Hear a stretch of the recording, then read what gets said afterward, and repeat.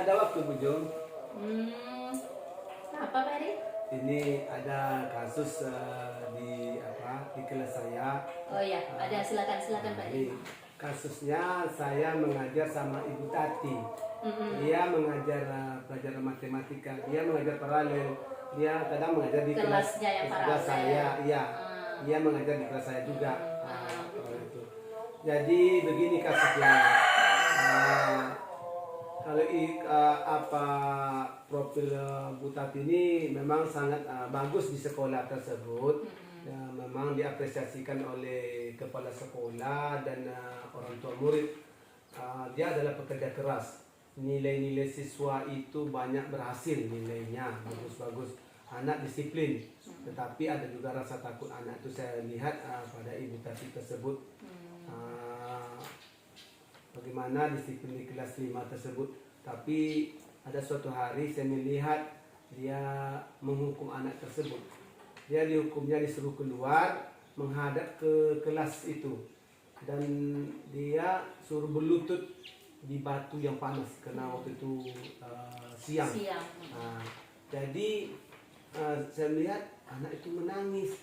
Jadi teman-temannya karena takut sama gurunya juga tersebut, dia mencuri-curi pandang.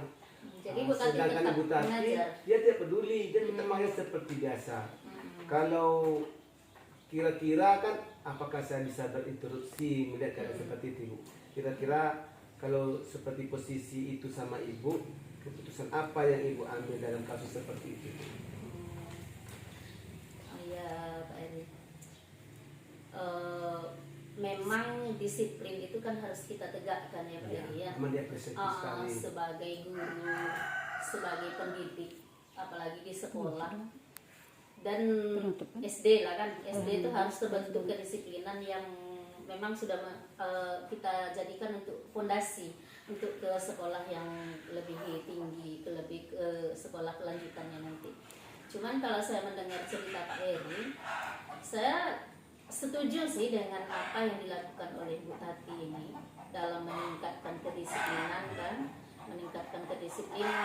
artinya Ibu Tati ini tidak mencoba-coba dan dia ini konsisten dengan apa yang dia lakukan. Dan hasilnya apa? Anak disiplin, anak mengikuti, dia nilai anak bagus, dan Ibu Tati disegani oleh siswa-siswanya bahkan juga orang tuanya. Namun sekarang kan masalahnya pada ini tadi kan, menghukum siswanya tadi. Menurut saya takutnya nanti yang kita hukum ini manusia. Nanti kan manusia ini kan punya hati yang mana bisa saja kan nanti rasa dendam itu akan muncul di saat anak ini telah dewasa kan. Jadi menurut saya apakah tidak lebih baik sebelum memberikan hukuman atas kesalahan siswa ini, si guru ini atau Ibu Tati lah membawa siswanya untuk membuat kesepakatan. Jadi artinya begini, di setiap kesalahan yang dibuat atau di setiap ketelodoran yang dilakukan oleh siswa, kita memberikan kesepakatan hukuman. Kita bawa siswa untuk menyepakati apa yang akan dilakukan, dan itu memang konsisten dilakukan, sehingga nanti hukuman itu betul-betul bisa mendidik lagi. Artinya tidak hanya pada pembelajaran ibu ini, tapi pada pembelajaran lain nanti akan ketemu kan pendidikan lagi. Nampaknya saya juga setuju dengan yang kalau pandangan saya memang hampir sama begitu juga, karena dalam mengajar sesuatu dia berhasil disiplinnya, tapi memang kalau saya juga menilai hukuman itu terlalu berat, memang harus ada kritik. Jadi kan begini Pak Eri, kan nanti perkembangan otak anak itu kan tidak sama kan.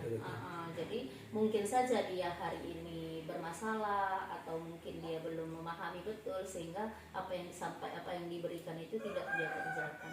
Nanti seiring dengan pertambahan usia kan bertambah pula itu otak manusia itu. Oh, begitu ya Bu. Kira-kira prinsip mana yang menjadi landasan Ibu dalam mengambil keputusan tersebut? Prinsip saya lebih ke rasa keadilan lawan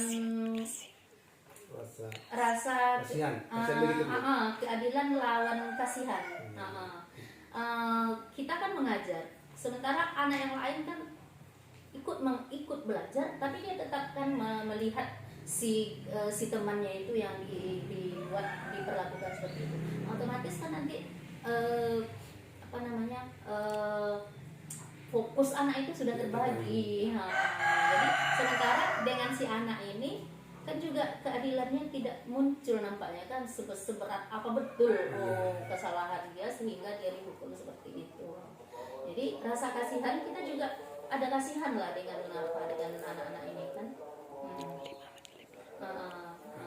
Terima kasih Bu, nampaknya menambah kecerahan bagi saya. Kedepannya saya bisa mengambil keputusan ketika kejadian seperti itu. Oke, Ya, baik. terima kasih Bu. Ya, sama